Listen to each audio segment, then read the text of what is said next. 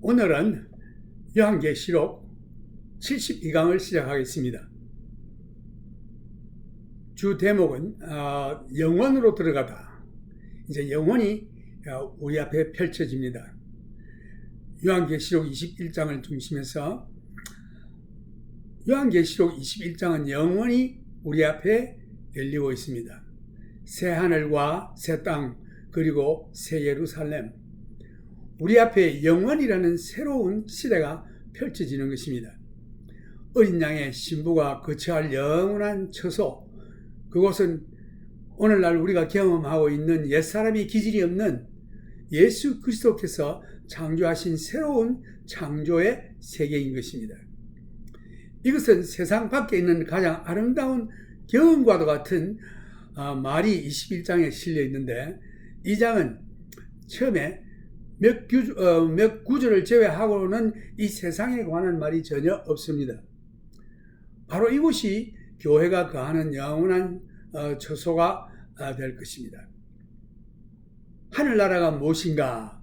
하늘나라라고 하면 하늘나라에 대해서 많은 사람들이 감상적인 것들을 생각하고 있는데, 하늘나라에 대해서 말하면 눈물이 나는 일들도 있습니다. 그러나 하늘나라는 감상적인 데 그치는 것이 아니라 하늘나라는 장소입니다. 그곳은 주소도 있고, 마치 미국에서 보면 한국 나라가 있듯이, 한국에서 보면 미국 나라가 있듯이 분명한 장소가 있는 것입니다. 당신의 이름을 당신 위에 기록하고 영원한 곳으로 들어가서 온 우주를 배회하다가 만일 길을 잃었다면 어떤 천사가 와서 그 길 잃은 자를 데리고 영원한 집으로 데려올 것입니다. 그래서 구원 얻은 성도인 당신은 이제 당신이 영원히 거할 영원한 집이 있는 것입니다. 21장에는 우리 앞에 영원히 살아갈 영원한 미래가 놓여져 있습니다.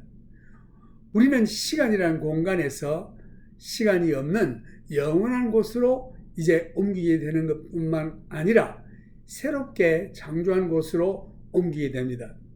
그래서 새 하늘과 새 땅과 새 예루살렘이 우리를 환영하게 될 것입니다. 구속함을 얻은 성도들은 이전에 그리스도와 같은 영화로운 몸을 입게 될 것입니다. 모든 것이 새롭게 되었습니다.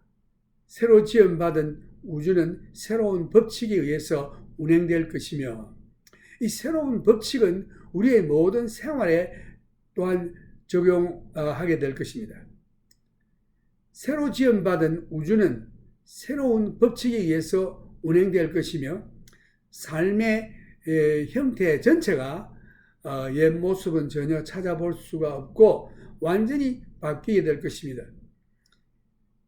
계시록 21장과 22장에서 그 변화된 삶의 양상을 일부 우리들에게 보여주고 있는데, 그것을 살펴보면 그 변화된 모습이 한 6가지 되는데, 첫째는 새 창조의 세계에서는 죄와 죄의 유혹과 시험이라는 것이 없습니다. 이것 하나만으로도 근본적인 변화가 생긴 것입니다. 이제 둘째는 하늘에서 하나님께로부터 내려오는 새 예루살렘은 지구와 같은 다른 한 천체를 의미하는 것이 아니고 온 우주의 중심이 되어 하나님과 교회가 거할 영원한 집인 것입니다. 새로 지음을 받은 지구와 또 새로 지음을 받은 온 우주의 천체가 이제는 새 예루살렘을 중심하여 돌아갈 것입니다. 왜냐하면 새 예루살렘은 하나님과 그리스도께서 거하는 장소가 되었기 때문입니다. 셋째는 우리가 알고 있는 중력의 법칙이 근본적으로 개조될 것이며, 중력의 법칙뿐만 아니라 이 원소의 벽돌로 이루어진 물계가 변하여 새로운 하나님의 창조의 근본적으로 다른 연계의 원리에 의하여 이루어진 새 창조가 될 것입니다. 그래서 새 예루살렘과 지구와의 사이에 왕래가 잦을 것으로 예상됩니다. 교회는 이미 세상을 떠났을 것이고 그리고 교회는 새 예루살렘이 그들의 거하는 곳이 될 것입니다. 우리의 몸은 지금과는 판이하게 다른 영광의 몸을 가지게 될 것입니다. 이것은 지구나 그 어떤 천체도 우리에게 중력의 힘이 미치지 못하는 영화로운 몸을 가지게 될 것입니다. 예수님과 같은 몸을 가지게 될 것입니다. 넷째는 해와 달이 필요가 없습니다. 왜냐하면 하나님 자신에게서 나오는 영광의 빛이 온 천국과 온 우주를 비추고 있기 때문일 것입니다. 그러므로 밤이 없게 될 것이며 우리는 영화로운 몸을 받았기 때문에 육체를 가진 지금과 같이 휴식을 취할 필요가 없고 이제는 밤이 없어지고 또한 하나는 바다가 없어질 것입니다. 나는 그때가 심히 기다려집니다. 이제 다섯째 지구에는 이제 말씀드린 대로 바다가 더 이상 없습니다. 오늘날 지구 표면에 4분의 3이 바다 물로 덮여 있는데 이러한 현상은 지구상의 생활에 있어서 대혁명이 일어날 것을 말하고 있습니다.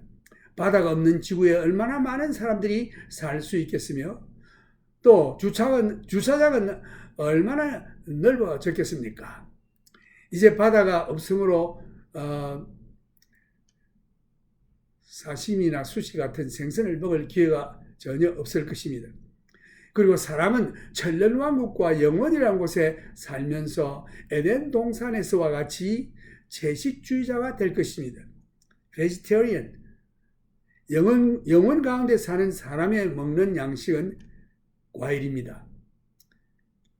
요한계시록 22장 1절에서 2절 보면은 또 제가 수정같이 맑은 생명수의 강을 내게 보이니 하나님과 및 어린 양의 보좌로부터 나서 길 가운데로 흐르더라.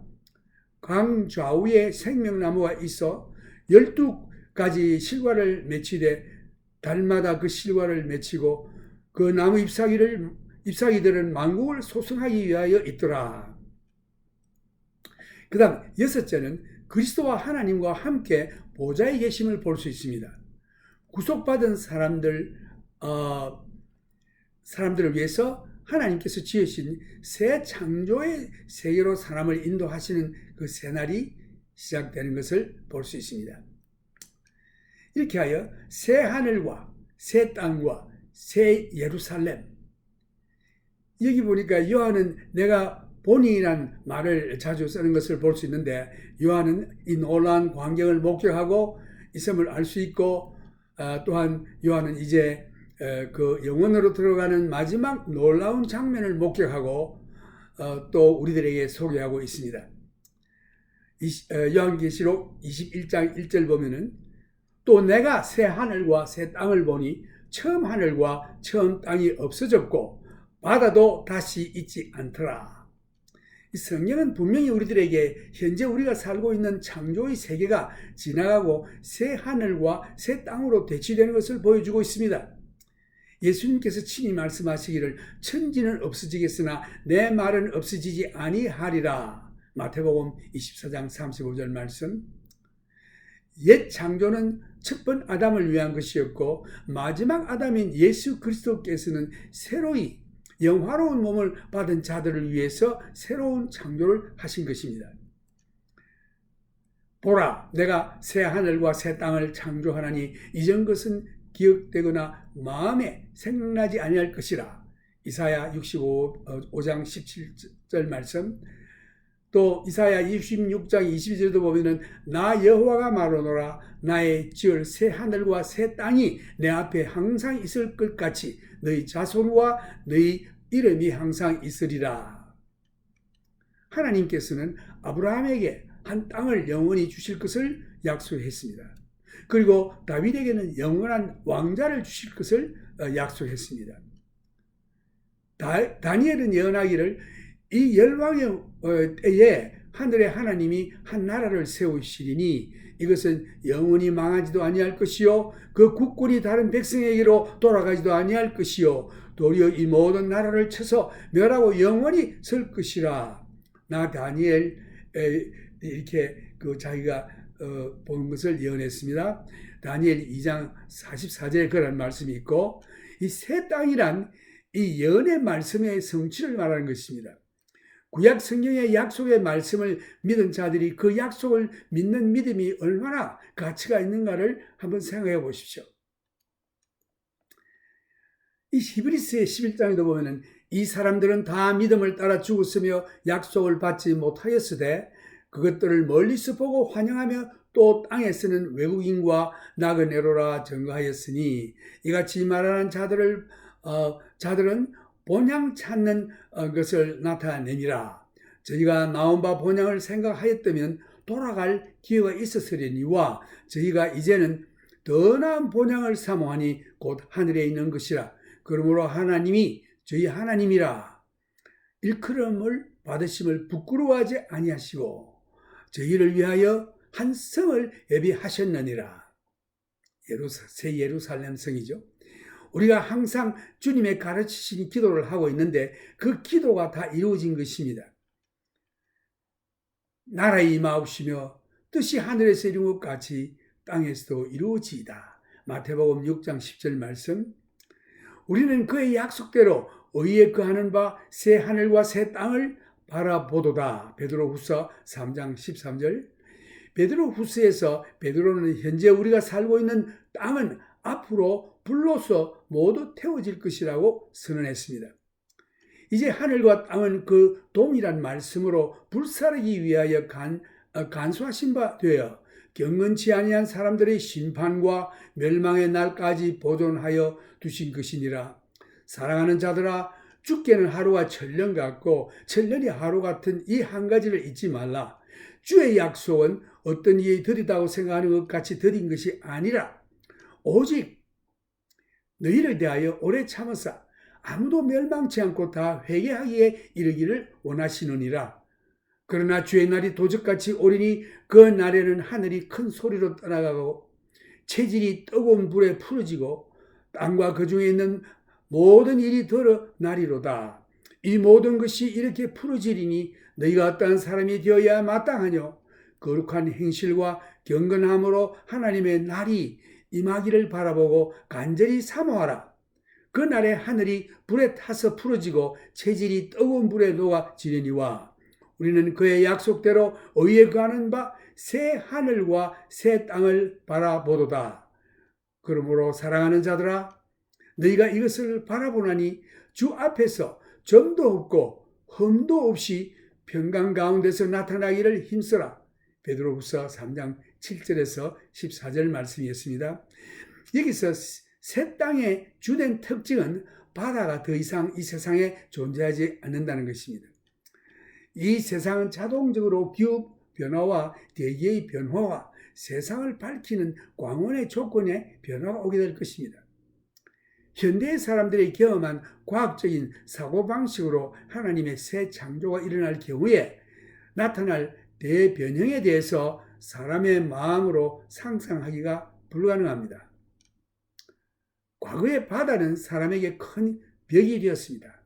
인류를 나누는 경계가 되기도 했고 또한 이러한 것들이 과거에 좋은 점도 있었지만 나쁜 점도 있었습니다. 그리고 바다는 노아 홍수 때의 심판의 도구로 쓰이기도 했습니다. 이 바다에 있는 물. 그러나 바다가 사라짐에 따라 이 지구상의 인구가 폭발하여 아마 인구가 그 배가 될 것입니다. 100살의 어린아이가 죽든지 아니면 그 이전에 죽으면 저주받은 자다. 그러니까 이 병도 없고 농사도 잘 되고 이런 환경에서 많은 인구가 폭발할 것입니다. 이제 2절 말씀. 또 내가 보매 거룩한 성 새 예루살렘이 하나님께로부터 하늘에서 내려오니 그 예비한 것이 신부가 남편을 위하여 단장한 것 같더라. 이 새 예루살렘은 우리들에게 아주 큰 흥미를 자아내게 하는데, 왜냐하면 이곳은 하나님의 자녀들이 영원토록 살게 될 집이기 때문입니다. 모든 사람들은 생각하기를 새 예루살렘이란 우주 공간에 떠있는 하나의 천체라고 생각할지 모르나 이곳은 분명한 장소가 있다고 말합니다. 그 장소의 이름은 새 예루살렘이라는 성인데 도시입니다. 이것은 일종의 하나의 천체라고 생각할 수도 있겠죠. 그러나 솔직히 말해서 성경은 하늘에 대해서 말을 많이 하지 않고 있습니다. 이 천국에 대해서. 바로 이것이 우리가 깨달아야 하는 아주 중요한 부분인데, 또 내가 보매 거룩한 성 새 예루살렘이 하나님께로부터 하늘에서 내려오니 그 예비한 것이 신부와 남편을 위하여 단장한 것 같더라. 이 새 예루살렘은 이 땅 위에 있는 예루살렘과 같은 것으로 생각해서는 안 됩니다. 말씀에서 새 예루살렘을 묘사한 것이 이보다 더 이상 아름답게 표현할 수가 없다고 생각됩니다. 신부가 그 남편을 위해 단장한 것 같더라. 결혼식에 신부 화장은 여자가 할 수 있는 극치의 아름다운 모습이죠. 결혼식에 가보면 신부가 단장하여 그 남편을 위해서 단장한 그것을 보면 얼마나 아름다운지, 그 신부가 단장하여 나올 때 모두가 예쁘다. 아무도 못난 신부는 본 적이 없습니다. 결혼식에서. 단장한 모든 신부는 예쁩니다. 신부 신랑 입장할 때에 모든 관객들은 기립하여 신부의 아름다운 얼굴을 쳐다봅니다. 모든 사람은 다 보는데 한 사람 빼놓고 아마 신랑의 모친일 것입니다. 신랑의 모친을 빼놓고는 아무도 신랑을 쳐다보는 사람은 없습니다. 신랑의 어머니는 아들을 쳐다보고 아마 빙긋이 웃으면서 아무리 못나도 미남이라고 생각하고 우리 아들 장하다라고 생각할지 모릅니다만은 신부 입장이 있을 때는 모든 회중이 일어서서 아름답게 단장한 신부를 바라보며 그 아름다움에 감탄사를 보내는 것입니다. 또 신랑으로서는 입장하는 신부의 모습을 바라보는 것은 아주 전율케하고 흥분을 감추지 못하는 것입니다. 이제부터는 저 여인이 내 아내가 되고 또 그가 내게 속하는 자가 된다 생각할 때에 아주 흥분될 것입니다. 이 순간에는 하나님께서 이 모든 신부를 광채가 나게 아름답게 변하게 만드는 것입니다. 하나님께서 이렇게 하시는 이유는 새 예루살렘은 우리가 앞으로 살게 될 남편을 위하여 단장을 한 신부와 같이 아름다운 곳이기 때문입니다. 이 얼마나 아름다운 묘사입니까? 새 예루살렘은 교회를 위해서 예비한 우리의 영원한 집, 우리가 살 곳입니다. 주 예수님께서 말씀하시기를 내 아버지 집에 거할 곳이 많도다. 그렇지 않으면 너희에게 일렀으리라. 내가 너희를 위하여 처소를 예비하러 가노니 가서 너희를 위하여 처소를 예비하면 내가 다시 와서 너희를 내게로 영접하여 나 있는 곳에 너희도 있게 하리라. 요한복음 14장 2절에서 3절 말씀이었습니다. 새 예루살렘을 묘사함에 있어서 이보다 더 아름답고 더 적절한 표현은 없을 것입니다. 예수님께서 천년왕국으로 성도들을 인도하실 때에 이 땅에 다시 오시기 전에 어린 양의 혼인이 있었습니다. 그리고 그리스도의 신부는 교회인 것입니다. 우리가 즐거워하고 크게 기뻐하여 그에게 영광을 돌리세 어린 양의 혼인 기약이 이르렀고 그 아내가 예비하였으니 요한계시록 19장 7절에서 8절 말씀이었습니다. 바울이 에베소 교회 성도들에게 부부에 대한 말씀을 한 것을 보면 남편들아 아내 사랑하기를 그리스도께서 교회를 사랑하시고 위하여 자신을 주심같이 하라.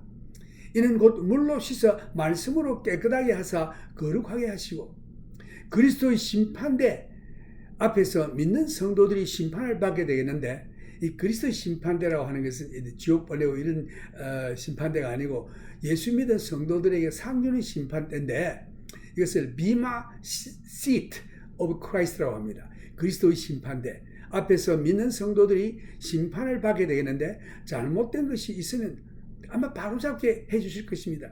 모든 죄가 그곳에서 다루어질 것입니다. 착한 일에 대해서는 상이 있을 것입니다. 여기서는 우리 성도들에게 있는 모든 죄가 그리스도의 보혈의 피로 정결하게 될 줄로 믿습니다. 그것에서 다른 일을 하시게 될 것인데 교회를 하나님의 말씀으로 정결케 하실 것입니다. 하나님의 말씀은 모든 죄를 깨끗게 하실 능력이 있기 때문입니다. 에베소서 5장 27절에 보면은 자기 앞에 영광스러운 교회로 세우사 티나 주름 잡힌 것이나 이런 것들이 없이 거룩하고 흠이 없게 하려 하심이니라. 그 유다서에도 보면은 예수님께서는 우리를 흠도 티도 없게 할 능력이 있다고 말씀했습니다. 이러한 그림이 계시록 21장에 잘 나타나고 있습니다. 거룩한 성 새 예루살렘이 하나님께로부터 하늘에서 내려오니 그 예비한 것이 신부와 남편을 위하여 예비한 것 같더라. 어린 양의 혼인은 천년왕국이 설립되기 이전에 이루어졌고 이제는 참 한이문의 천년왕국은 끝났습니다. 실로 긴 혼인의 한이문이었습니다. 이후에는 어떻게 되느냐? 영원으로 들어가는 것입니다. 천년왕국 한이문이 끝난 다음에는 천년왕국으로 들어가는 것입니다. 천년왕국이 아니고 영원으로 들어가는 것입니다. 바울은 계속해서 이 땅에서 사람들이 하는 결혼을 비교하면서 그리스도와 교회에 놀라운 그 혼인 관계를 말하고 있습니다. 이와 같이 남편들도 자기 아내 사랑하기를 제 몸같이 할지니 자기 아내를 사랑하는 자는 자기를 사랑하는 것이라. 누구든지 언제든지 제 육체를 미워하지 않고 오직 양육하여 보호하기를 그리스도께서 교회를 보양함과 같이 하나니 우리는 그 몸의 지체임이니라. 이러므로 사람이 부모를 떠나 그 아내와 합하여 그 둘이 한 육체가 될지니 이 비밀이 크도다. 내가 그리스도와 교회에 대하여 말하노라. 에베소서 5장 28절에서 32절 말씀이었습니다. 이러한 생각은 우리들에게 아주 신비로 남게 됩니다. 결혼이라는 관계는 가장 아름답고 놀라운 신비의 관계입니다. 이것은 하나님께서 인간들을 위해서 제정하신 결혼 제도는 가장 오래된 제도입니다. 이 결혼 제도는 창조 초기에 에덴 동산으로 거슬러 올라가서 시작되었으며 이것은 아주 중요한 제도인 것입니다. 이 결혼 제도는 아주 심오한 뜻을 가진 신비한 것입니다. 많은 결혼 카운슬러나 그에 대해 많은 책들이 나와 있지만 그리스도와 믿는 자들로 구성된 교회인 신부와 혼인에 대한 그 심오한 뜻은 아직 아무도 가장자리도 손을 대지 못한 상태입니다. 그런데 바울은 성령 충만을 받은 성도들에 대해서 말하고 있습니다. 이 혼인 얘기가 나오기 전에 제일 먼저 나오는 말씀이 에베소 5장 18절 그 전에 보면은 성령 충만을 받으라 이런 말씀이 있습니다. 그래서 모든 그리스도와 결혼에 대한 교훈은 성령 충만 받은 성도들에게 대한 말입니다.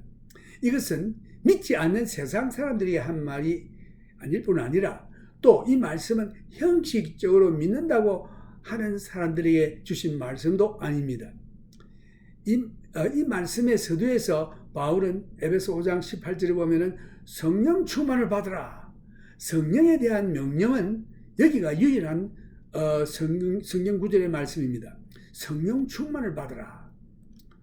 우리에게 그리스도와의 혼인에 대하여서도 다른 면을 보여주고 있는데 아주 이해하기 어려운 대목입니다.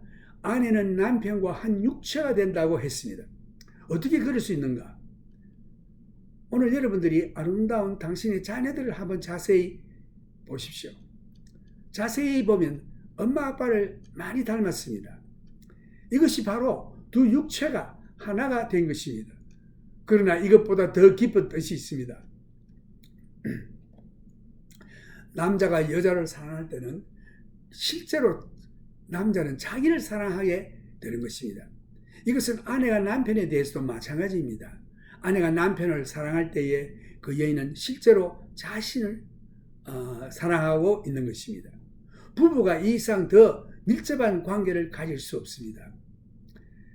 내가 예를 들어서 남자가 발을 다쳤을 때에 내가 모른 척 할 수 있습니까? 모든 수단을 다해서 고쳐보려고 애쓰지 않습니까? 내가 의사에게 가서 필요하다면 기부스, 캐스트를 하기도 합니다.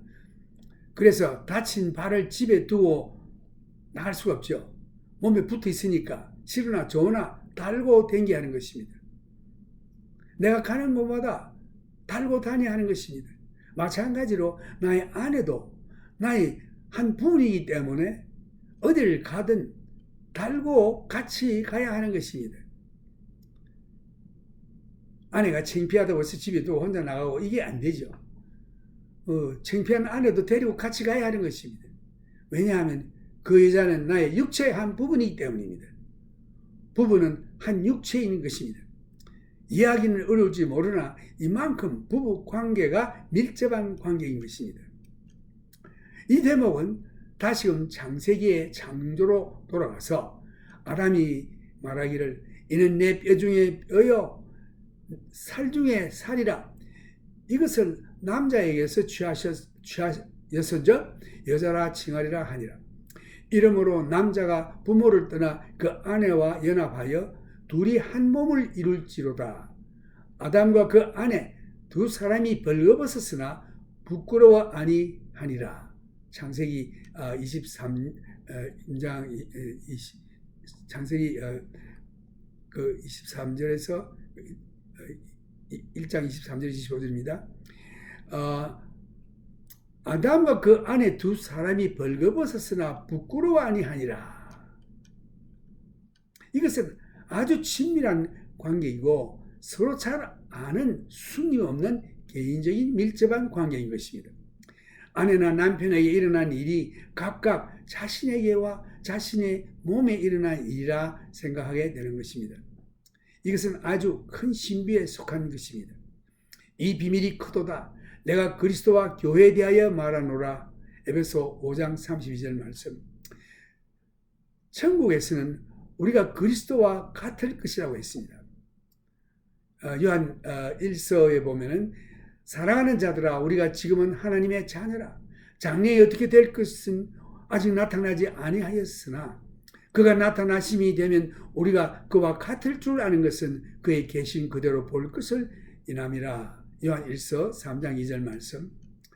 우리가 그리스도와 같은 몸이 될 때에 얼마나 영광스러운 몸이 될 것입니까? 우리가 그리스도와 함께 하나가 되고 우리는 그 몸의 한 부분이 되는 것입니다. 우리가 그리스도와 합하여 하나가 되는 것입니다. 유니언, 성경은 유니언이라는 말을 쓰는데 그리스도와 내가 하나가 되는 것입니다. 내 아버지 집에 갈 곳이 많도다. 그렇지 않으면 너희에게 일렀으리라. 내가 너희를 위하여 처소를 예비하러 가노니 가서 너희를 위하여 처소를 예비하면 내가 다시 와서 너희를 내게로 영접하여 나 있는 곳으로 너희도 있게 하리라. 요한복음 14장 2절에서 3절 말씀이었습니다. 우리가 영혼 가운데서 그리스도와 함께 얼마나 영화로운 영원한 삶이 될 것인가 한번 상상해 보십시오. 내가 아는 한계에서 천국의 천사를 포함한 어떤 피조물도 주 예수 그리스도와 함께 이렇게 개인적으로 밀접한 관계를 가진 피조물은 없는 것으로 알고 있습니다. 이날이야말로 우리들에게 가장 영화로운 날이 될 것입니다. 우리는 예수님과 신부로서 함께 한다는 이 사실을 영원히 축하하게 될 것입니다. 이제 다음 시간까지 예수 그리스도의 크신 은혜와 하나님의 무한하신 사랑과 성령님의 교통하심이 여러분들에게 지금부터 영원토록 있기를 예수님의 이름으로 축원합니다. 아멘.